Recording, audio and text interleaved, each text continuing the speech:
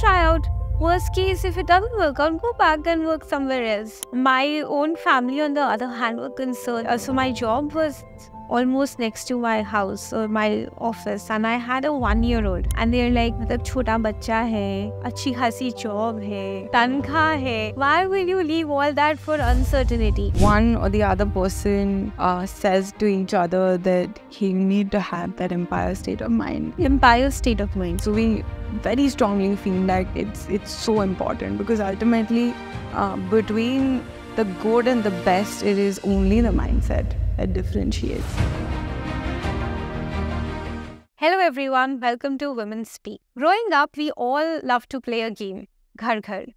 We paint our dainty teacups, we set up our beautiful kitchen sets, we invite our friends over for make-believe tea parties. We absolutely love to visualize our dream house. Today, we have an entrepreneur who has made Ghar Ghar her profession. She has traveled across the world, across 3 countries, setting up beautiful houses, and then come back to India and set up her brand.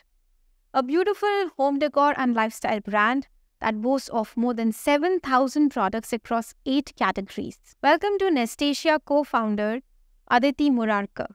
So hi Aditi, welcome to Women Speak. It's so nice to have you.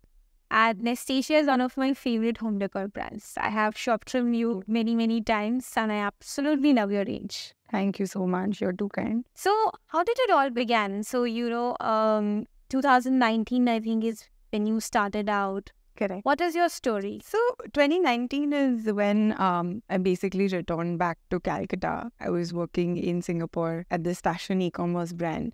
And I kind of always knew that I wanted to run a business of my own. Come from a business family, and my dad very proudly says it's a family with 7 generations of self-made businessmen. So it was never something that was a very debatable topic in my head. It was always, want to start a business of my own eventually. Luckily, when we were in Singapore, my partner and co-founder, Anurag, he mentioned that, hey, you love this so much.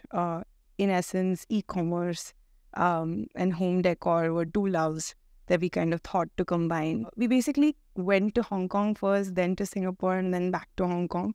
And in that same process of moving from one city to the other, we ended up setting 3 homes from scratch. In most cases, people would just be bogged down and be like, oh my God, there's another home that I need to set up now. But we thoroughly enjoyed that process. We loved it so much that we realized that, hey, why don't we do something here? And as we got down to sort of, reading about it more and researching more, we realized that it's a fairly blue ocean kind of a space, fairly fragmented segment in India. So why not? And I just, on my whim, packed my bag and came back, left my job, came back and started this. And he said that, hey, 3-4 months in, if you see that there's a little bit of traction, I'll come as well. And that was, to me, sounding like, a dream come true. And I was like, fine, this is all planned. And now we're going to go. And then much to our sort of surprise, things weren't as planned as we would have thought, where the pandemic ended up hitting us in 2020. But that's how we essentially started. So Nestasia is a beautiful name. How did you come up with the name Nestasia? Nestasia has a not so interesting story actually. We didn't want to have the word home in our brand name because there are so many brands with the name home in it, right? So hard to remember. So it had to be something else, but also signify home, and hence Nest. And we were in the middle of Asia. So we just put Nest and Asia together and it sounded great. And we were like, let's go.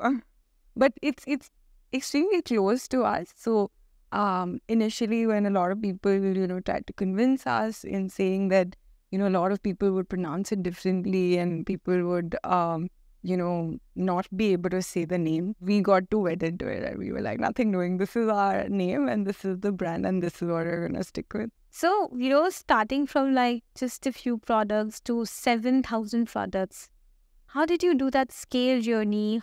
How do you do your selection, decide on the categories? When we did start out, it was essentially dining as the first category that we launched our products in. what we very soon realized is that the audience in India is a very or dikhao kind of an audience, right? They don't feel happy and satisfied with just, let's say, one or two options. They need to see enough to be able to make a purchase decision.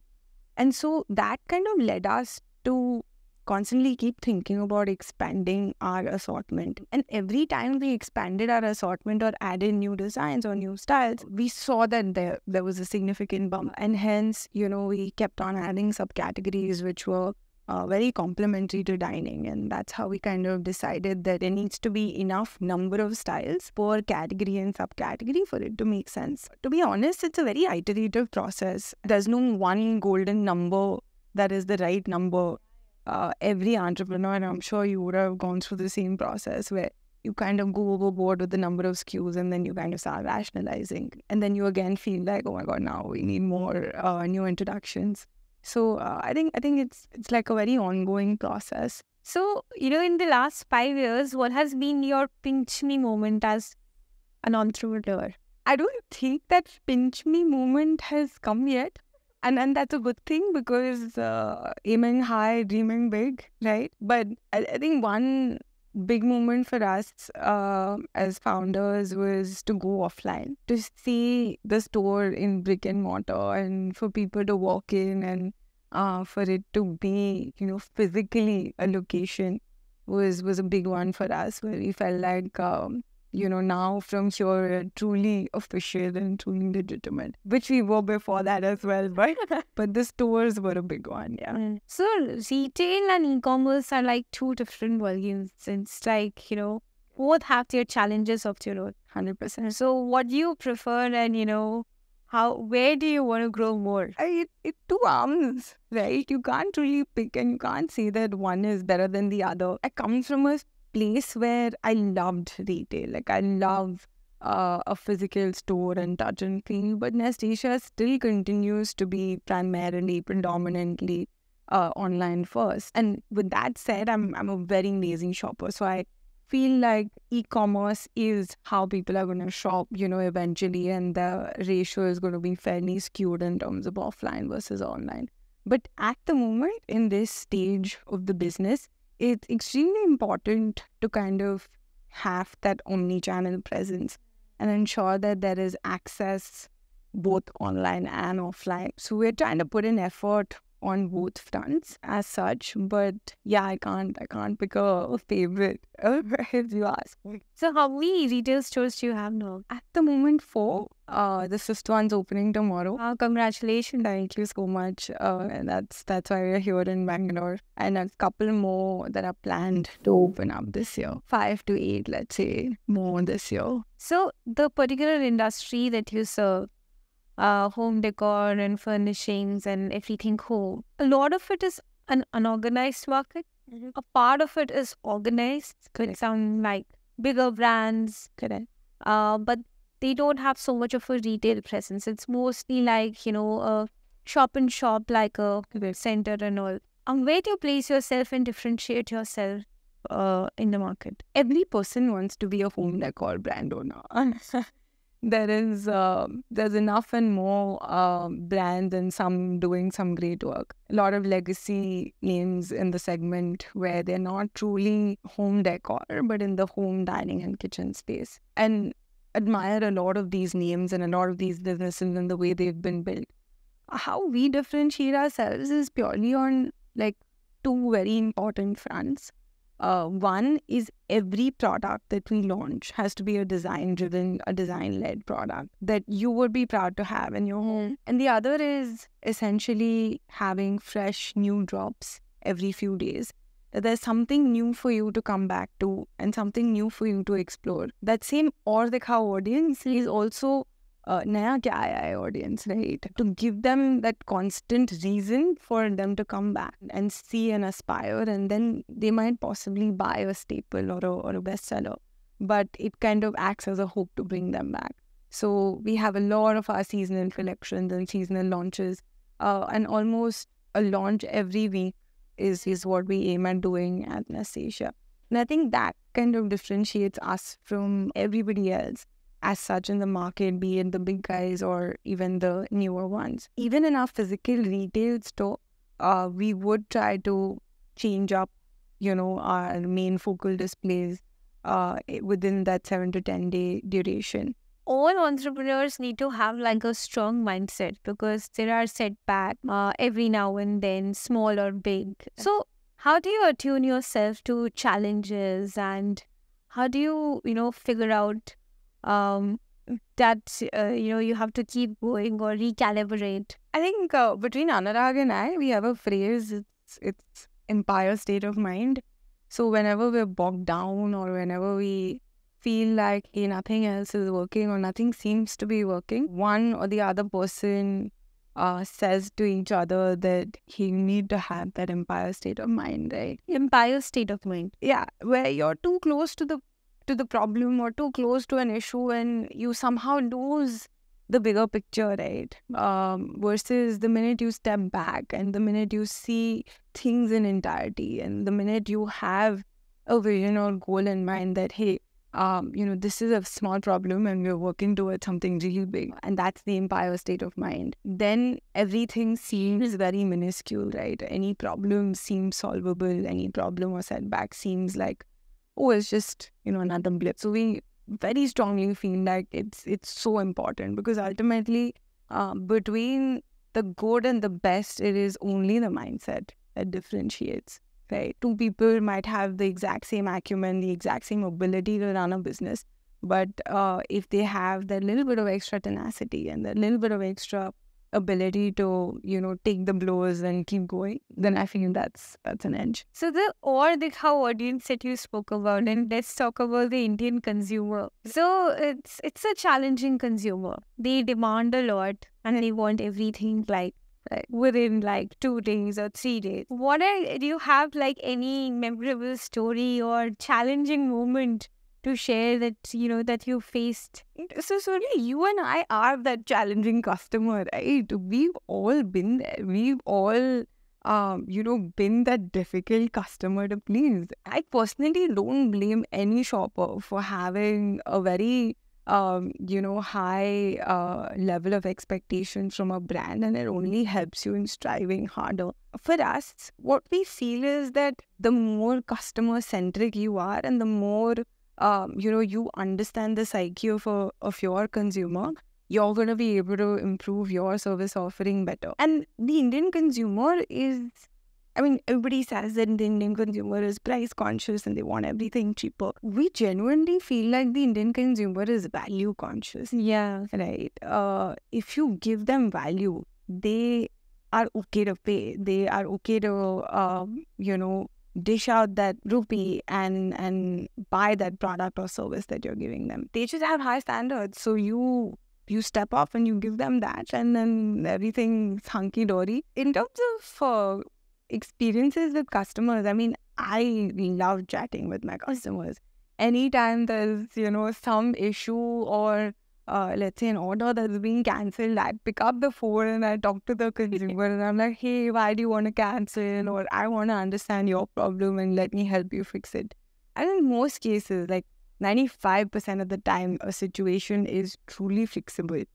So, and that's what we tell our entire customer team, our customer success team, that it's really just about understanding them and understanding what they want. And then if you can give it, then great. If you can't, then explain why you can't. And if you can come to a middle ground, then great. And if you can't, then in the nicest way possible, try and sort of diffuse the situation. I think being an entrepreneur has made me a better customer. I am very respectful towards all customer service people now. I never give negative reviews because I feel karma comes back. Oh my God, that's so true. That's so true. 100% relate. The Indian consumer is like either 1 rating or 5 rating. Yeah, I don't have any rating in between. No, it's not even 1 and 5. It's 1 and 4. Because there's always room for improvement. I'm like, चार क्यों दिया? जब सब कुछ अच्छा लगा था, if you loved everything, customers are like, excellent product, loved it, love using it every day, 4 stars. And I'm like, but why? Because there's always room for improvement. You know that Indian parent who tells you, you got a 99, but why? इसकी तो 100 आई थी. हाँ, उसका 100 आए थे. And 100 भी लाए तो ensure that you get it every single time now in the future, right? So, yeah, then the one mark or 1 star reduction is the 1 and 4 is the pleasing the Indian consumer is the most challenging job anyone can ever have. Precisely. Hard to relate. Going back a little, you started just before the pandemic and then the pandemic hit. So those have been really challenging figuring out because I also started in 2019. 2020, so late 2019 as well. So we started in March 2019. Okay, about a year before that. A year before, and by the time we figured out how to do business, pandemic hit and then taught us again how to do business. I can imagine. So how was it for you? Because, for us, some of our categories were essentials or we were still supplying in Bangalore. Because a lot of families in India are superstitious. They don't buy products for mother and children before the baby is born. Correct. So people had not ever thought that the lockdown will be so long. So, they sort of discovered us and we did all kinds of logistics of Tanzoing the orders, swinging the orders to our customers in Bangalore before e-commerce opened up in a big way. Right. What was your COVID story? Right. So even for us, we saw a lot of tailwinds, right? Because everybody's home. Right. And they're looking around and they want their surroundings to be better. They're realizing that, decorating my home can be my hobby for the day. So we were getting orders, but no way for us to supply, right? Because we want essential commodities. So, and at the time, because we just started right at the end of 2019. In fact, Anurag was back in India on the last flight from Hong Kong. So he said that, this is the flight that I'm getting. After this, they're saying that they might not have flights. And if he would have gotten stuck there, we would have not met each other for a year. Like the next flight out of Hong Kong was back to India was 1 year later. So, I think whatever happens for the best. And, it was a very horrid sort of episode. But there were a lot of tailwinds and people did discover us in that sense during the time. So we both, and it was a 4-member team before the pandemic hit. So the 2 of us and the 2 of our guys back in their homes, we would pick up the phone every day and have the entire list of customers, call them and tell them, hey, we've got your order.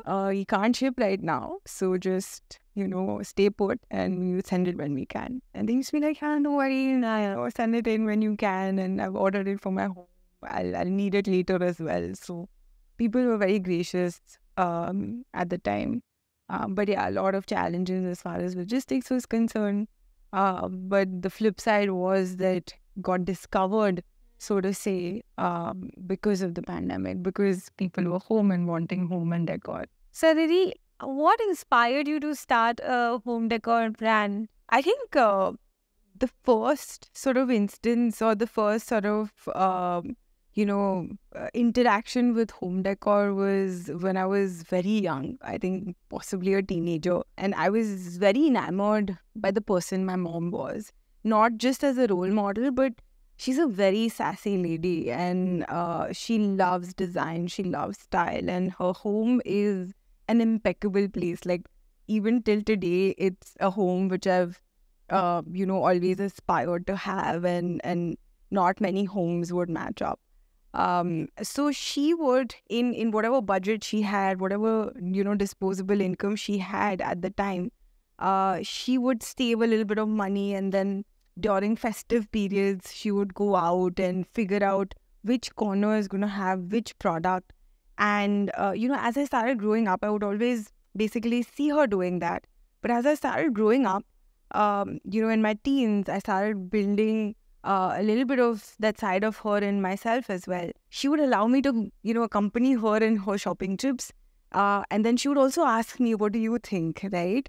And then if I would tell her, hey, this is what I think, she would actually appreciate the opinion and she would actually accept the opinion. And I would see herself, picking up a product that I'd liked. So that to me was very exciting. And then we'd come back home and in hindsight, now I know that she just needed a minion to sort of help her around. But it was very exciting for me. And I used to love that thoroughly. So I would wait. Most people say that I'd wait for Diwali for the food and for the lights. I would wait for Diwali for my mom to start decorating the house. Because she'd have that budget to change up her ways and to do this and that. And then once we get the stuff in, the excitement wasn't over there. The excitement would then start that, okay, now how are we going to set up the home? So she'd say, no, put it here, or no, this is going to look good there.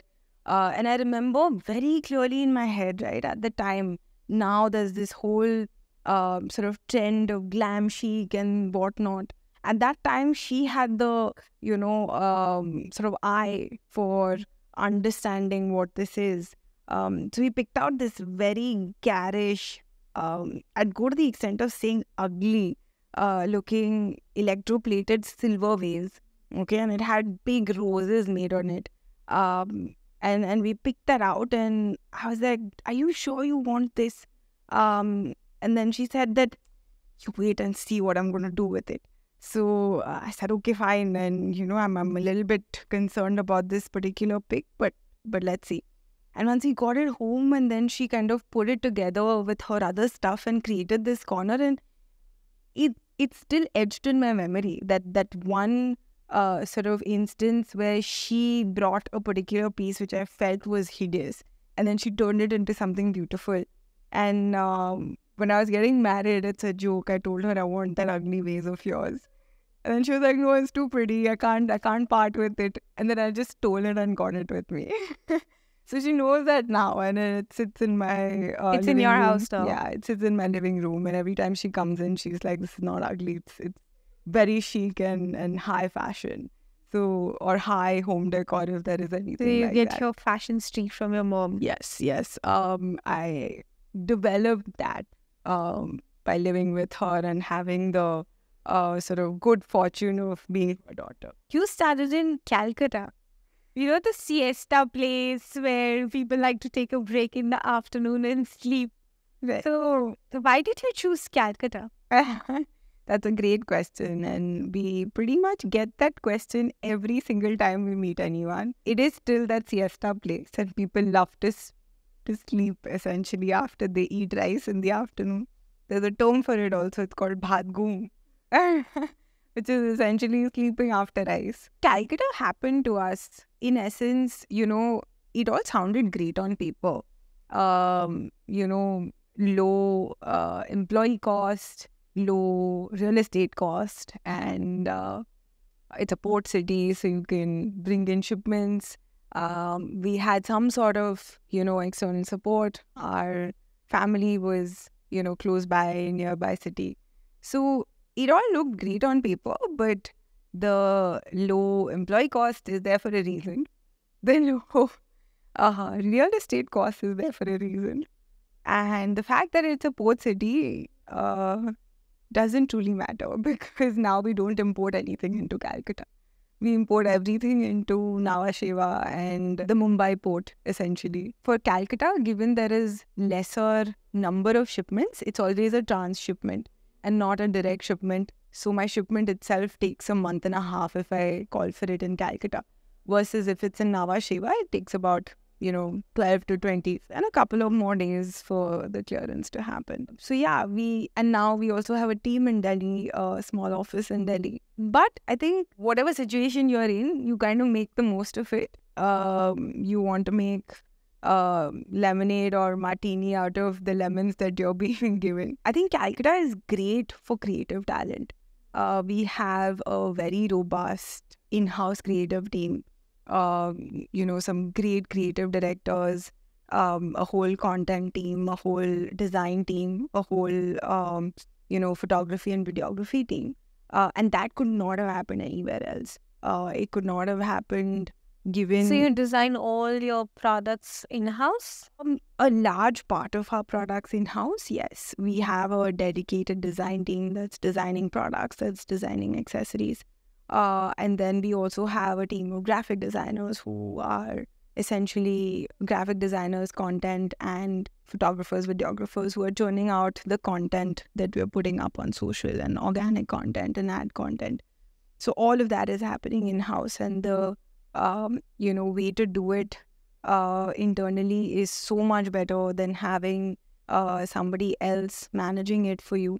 The amount of flexibility you have around that, and the amount of creativity when a team is sitting together and living with the products is superb. We have a sprawling office, which I don't think would be possible in a Delhi or a Bombay.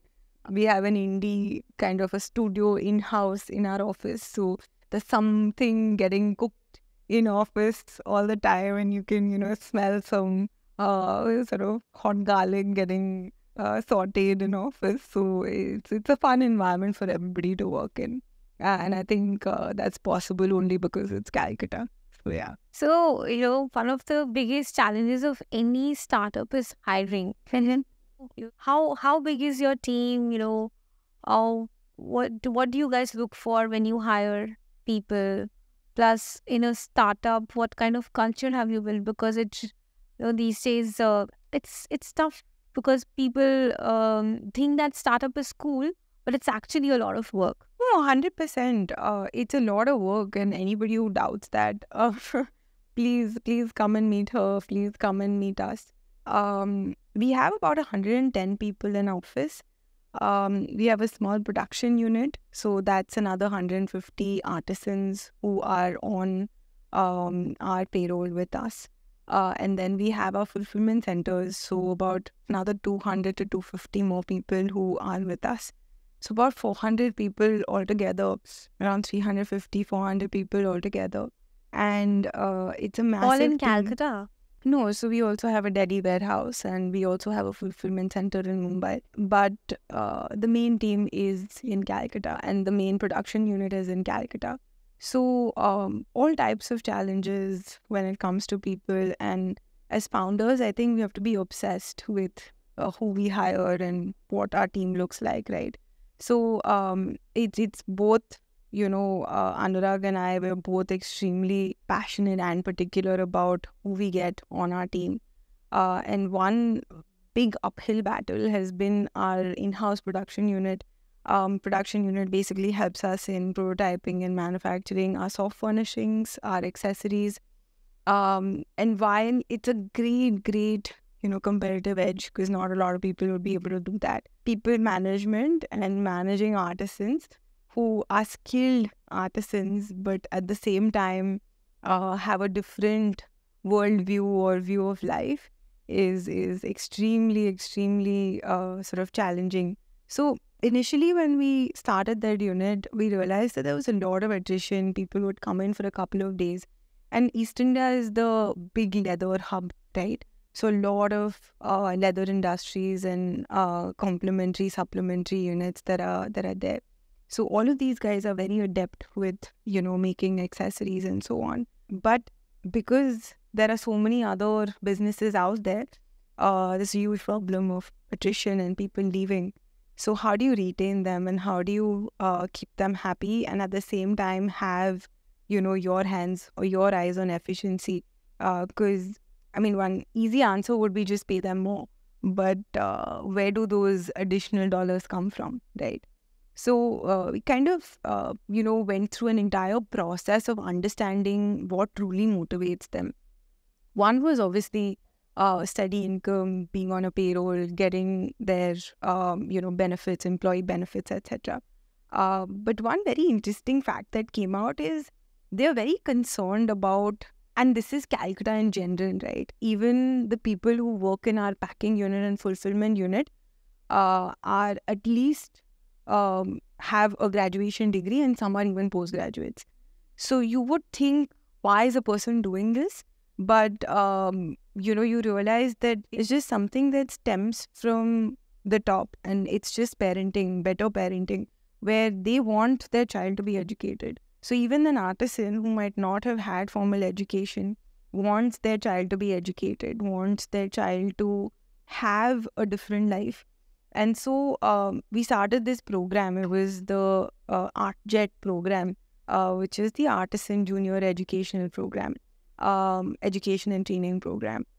We got all of these artisans to bring in their kids and gave them, possible collaborations with educational institutes, training institutes, even sports institutes.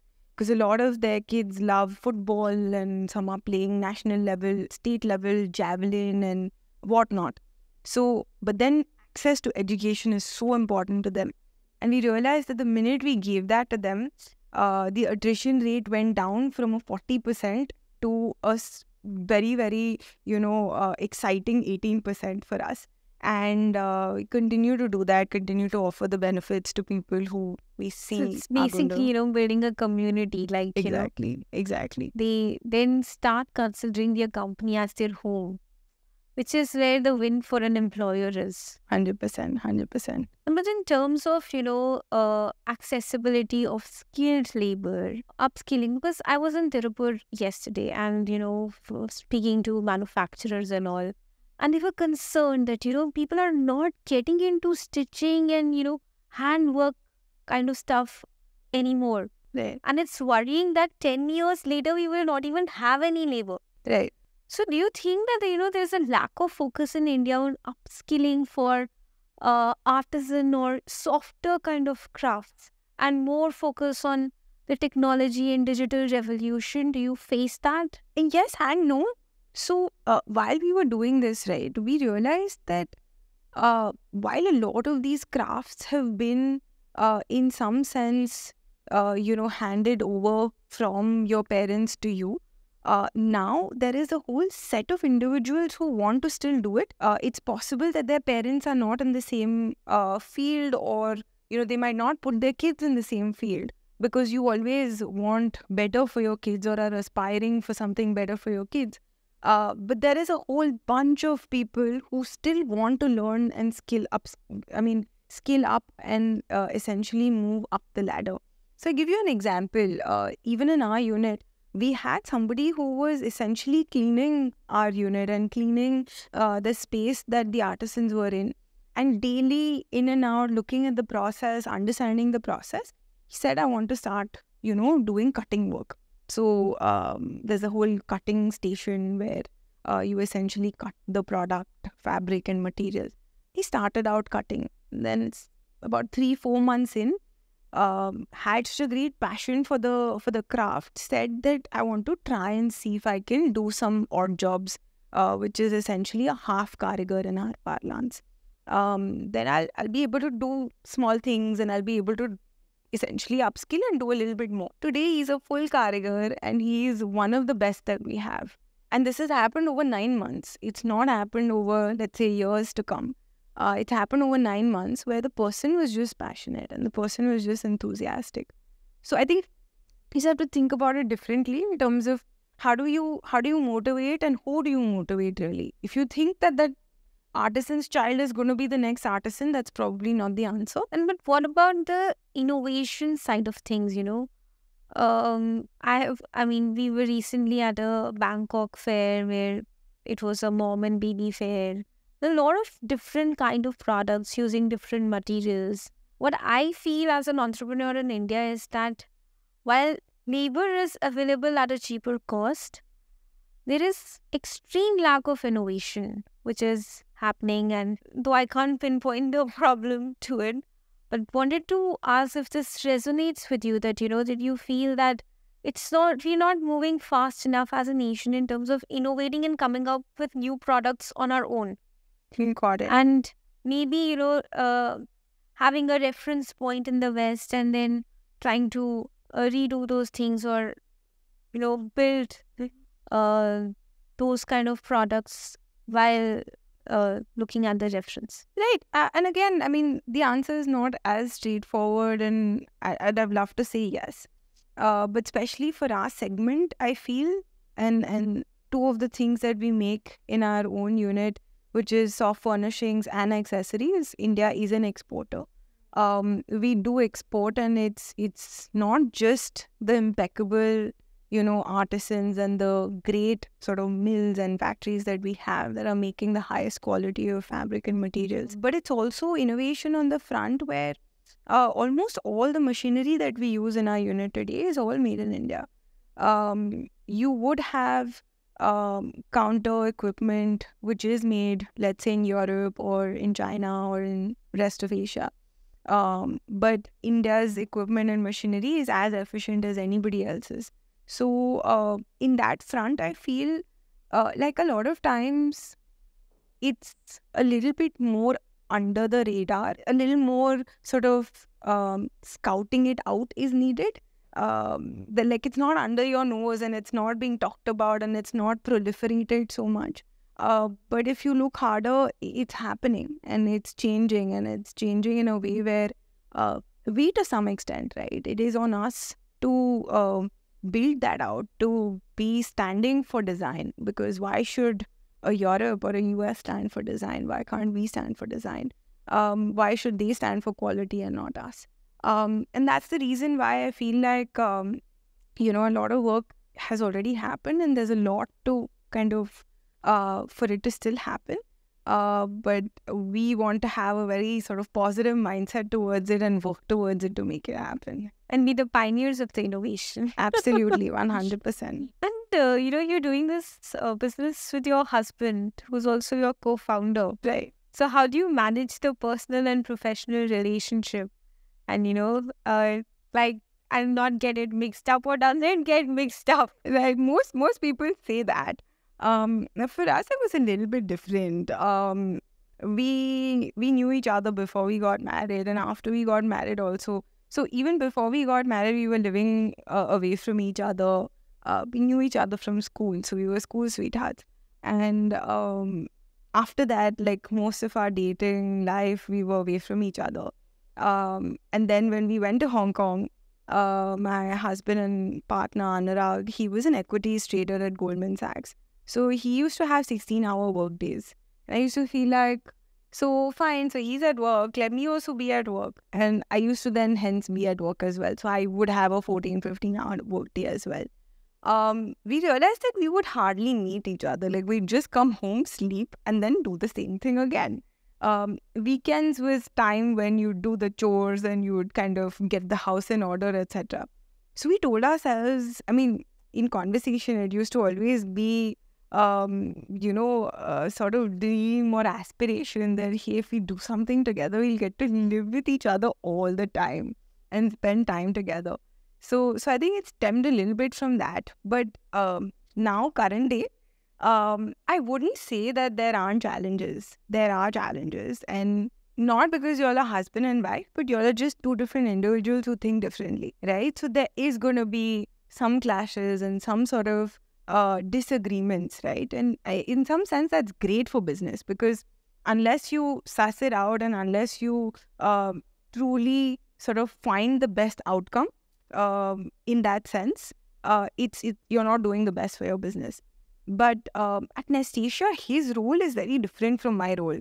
So we have a fairly messy. What do you guys do? How do you divide your roles? So I have all the branding and the new product development and the merchandising parts under me. He has all the finance and operation and customer success and data under him. And then we kind of converge as far as marketing is concerned. So certain activities is where revenue, marketing, etc. is where we kind of share responsibilities. So, but still fairly messy, so to say, in that sense, where we're not fighting like cats and dogs every day, only on certain occasions where a situation needs to be fought out, if I can say so. So yeah, I thoroughly enjoy it and I wouldn't give it up for anything. So yeah, you've got to try it. No, I still end up working a lot with my husband. Okay. Because, we share our, what happens in our day. He's also in the startup world. So, we do exchange notes and the best way of encountering difficult problems. Super. That's great. He's sort of like a bouncing board for me. Wanted to ask you about the mom store. How did it come about? And I know you would have, said this a lot of times, but would love to understand your motivation towards Mom Store. So it started with my motherhood journey, right? Because I'll have no reference to it if I don't become a mom. True. So the Mom Store started when I was pregnant with my first baby, and that is around 7 years ago now. And I was working in a fashion company, and I was going to office every day, and like I was wearing sports shoes, and I was in a project management role, so I had to run between teams and all. And I was like, why aren't there any clothes which make this entire journey comfortable? All my leggings were like slipping down my tummy. And I was wearing like 2XL shirts, even though like it was just my belly which was growing. So it's like something's off here, because the millennial woman is so much in control and raring to go, well researched, has good disposable income. But at that time, there was not a single maternity plan. And then I was like, ठीक है job करते हैं. Entrepreneurship ki dreams, because I don't come from a business family at all. Oh, wow. So nobody in my family. But then I always had this thing in me that, okay, maybe one day I'll do a startup. And again, 2010 to 20 was that really exciting time with a lot of startups coming in. And then I became a mom and I realized so many things for an infant or a newborn, which are not available in a branded kind of a format. You don't know where you're buying from a marketplace. There's no brand recall for any infant and baby brands. It starts maybe as a kids wear brand, which starts from 2 to 3 years and so on. So I thought that the entire journey of motherhood, where the mom is in control and taking decisions, nobody's focusing on the mom as a consumer. Okay. And so I started the Mom Store thinking that the mom is a latent consumer for whom the demand is there, but doesn't have any products or a story to tell. So that's how the Mom Store was born. What was your reaction? Very, very sort of curious to know what the reaction from family was when you said that, family and even your partner, when you said that I want to start my own business. And because, for us, it was like, okay, go try your hand at it and it's fine. But how was it different for you? So for my husband, he's the reason I started, because he encouraged me a lot. And we were also together in college, not school sweetheart, it was maybe college sweethearts. So, and we used to talk about it a lot, after our classes and all. And I used to tell him, I want to do this and this. I had like a lot of business ideas always rimming around in my head. And he fanned it. So he's like, okay, fine. Why don't you try out? Worst case, if it doesn't work out, go back and work somewhere else. So there's nothing to worry about. And he was very cool about it.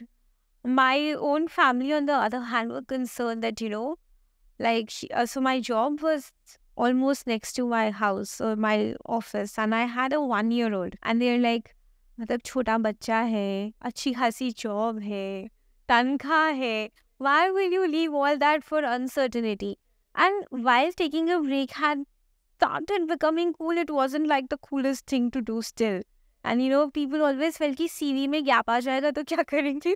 How will you explain your gap in the CV? But my husband was like, no, it's fine. We'll figure out, go for it. अभी नहीं तो 6 months के बाद फिर से job कर लेना. Thankfully, job नहीं करनी पड़ी. Yeah, great. And not looking back, right? There's not been any looking back. Super. That sounds so fun. I love that. Yeah.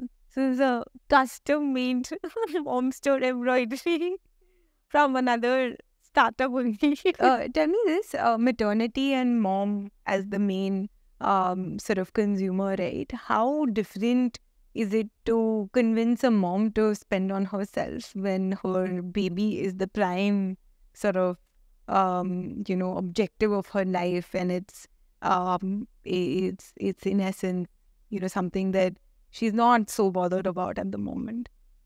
Actually, it's the opposite. The baby becomes the prime objective of everybody's eyes. And actually, it's the mom who goes through a lot, right? And we all know as women, when our body changes, our confidence changes. Right. Right? And with lack of confidence comes like self-esteem issues, the fact that how do I get back to my old self? And everything is, about like when will I lose my weight? How will I get back? And then everybody is focusing on the baby. But the mother herself undergoes so many changes, right? From whether it's sleepless nights or it's long feeding sessions and exclusive breastfeeding and, it's a lot of physical effort as well as emotional effort which motherhood throws on you. Correct. And I feel that what we are trying to do is to celebrate the motherhood journey, to keep mom as the focus. So everybody else can keep baby as the focus.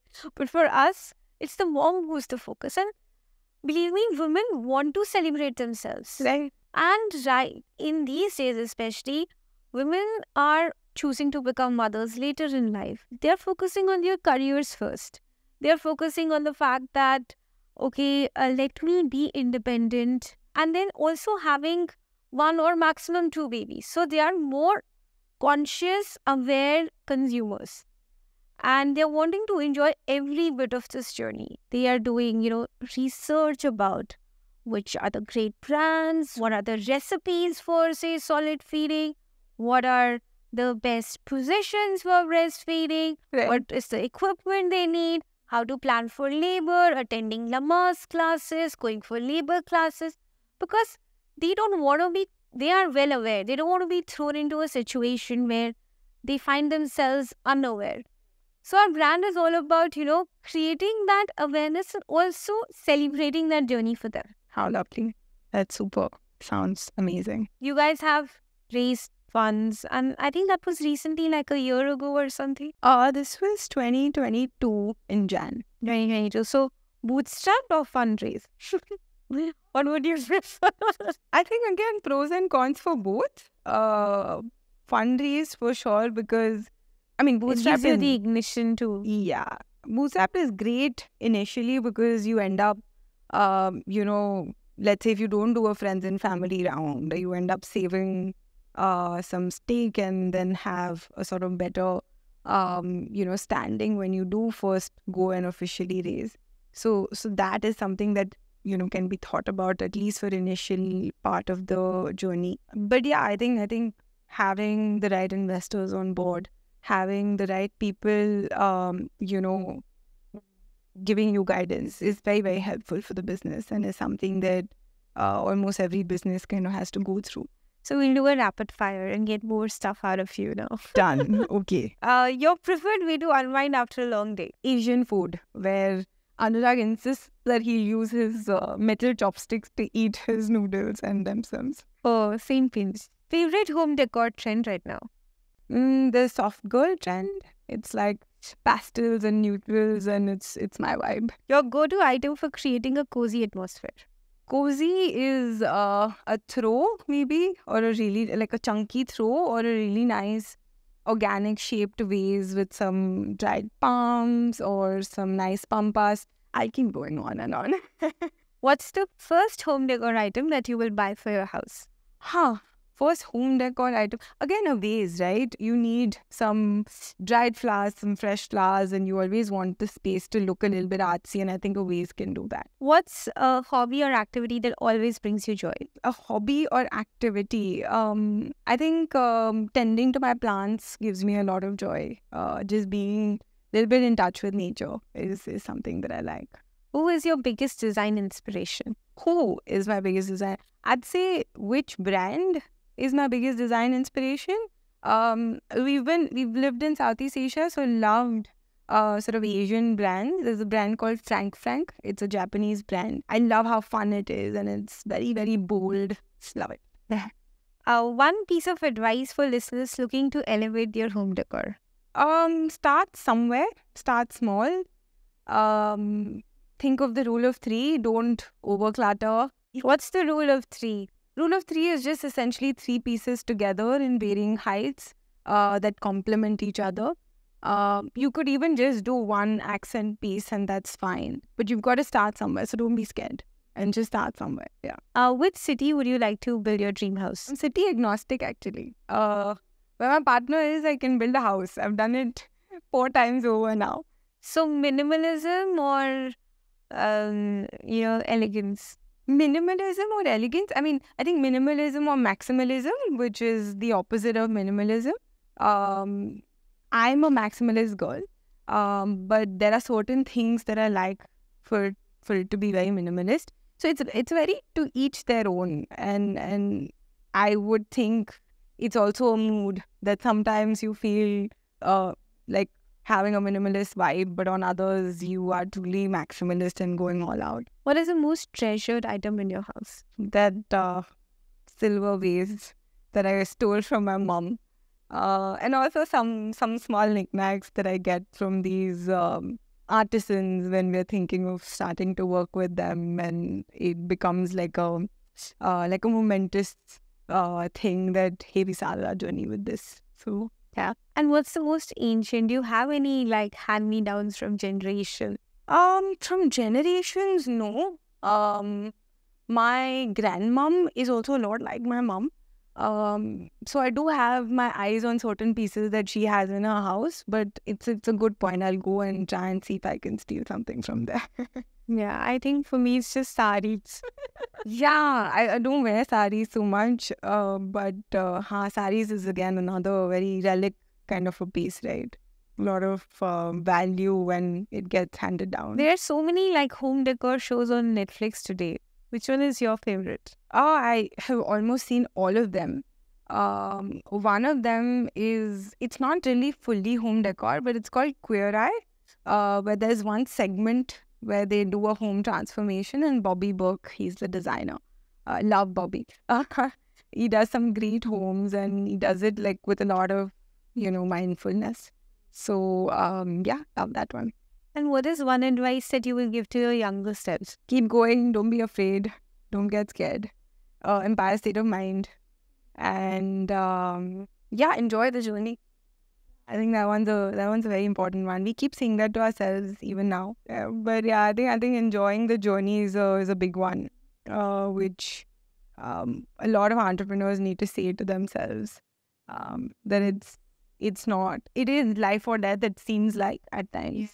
But it's also important to love it, enjoy it, feel excited about it. The last question, what is the advice that you would like to give to budding women entrepreneurs? There are a lot of women who are doing a little bit of home businesses and home decor and wanting to make it big. So what's your advice to anyone who wants to scale? My advice was that itself. Don't think small. Think bigger. Think scale. Have a vision and a goal which is larger than where you're putting your business right now and where you're at right now. And I think working towards that, having a process, having a system, having the right team are some of the most important things that will help you in getting there. But the first thing is to have that big, hairy, audacious goal. And if you don't have that, you will pretty much not be able to work towards that. Don't feel scared. Have the courage to dream and have that big sort of vision and then work towards that. That's to everyone, all entrepreneurs, boys and girls and women and men included. Thank you so much, Aditi. Thanks, Surbhi. Thanks a lot. It was amazing, lovely having you, and all the best to you in building like the biggest home decor brand. Thank you so much. Thank you so much for your kind words. It was so lovely being here, and thank you for having me.